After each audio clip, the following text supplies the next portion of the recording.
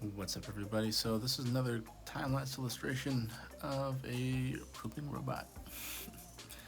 So the original pencil I did on this was using a Super Pro Mecha 0.5 pencil, which I reviewed in a different video. I use a Tichikawa dip pen. I initially started off using a brush pen, one of my other favorite ones, but it just wasn't going as smooth, so I transitioned over to this dip pen. If you're not familiar with what those are, they're basically pens that don't have ink in them themselves. You just physically use the pen like an old school quill, and you dip the pens inside of some kind of ink, and you use that ink to make your drawings. But yeah, from there, I ended up moving on to using some Copic markers to do grayscale, and that's literally just drawing with all gray, so there's no color at all.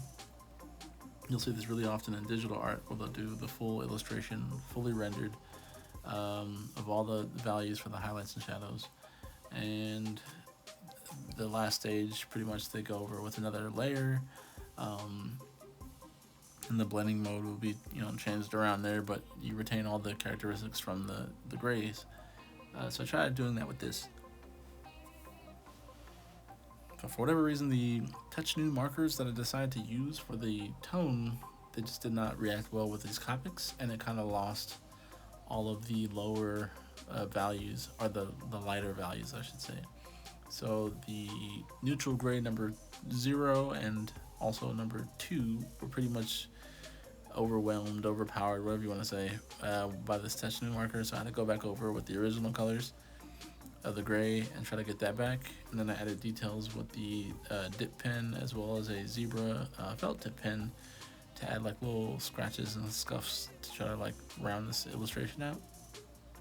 I ended up adding some white gel pen to try to make things pop a little bit too. I probably should have just went the route with like a white charcoal pencil, because it would have been more subtle.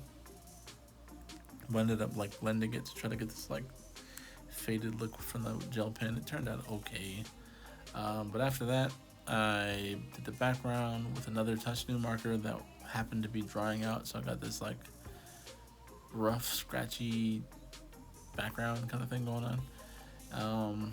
Ended up adding more details near the end, and then adding some blue to separate the robot from the background, and it turned it turned out okay. I was a little frustrated at first, and just try to like persevere and push through and finish the illustration. Hopefully this was entertaining, and maybe you can try out some of these supplies as well. So again, my favorite go-tos for using on neutral, are my neutral gray tones on gray paper or tanned tone paper. They just really give you this really cool look,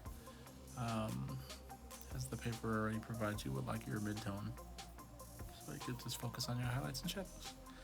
Alright guys, I will talk to you soon. Be safe out there.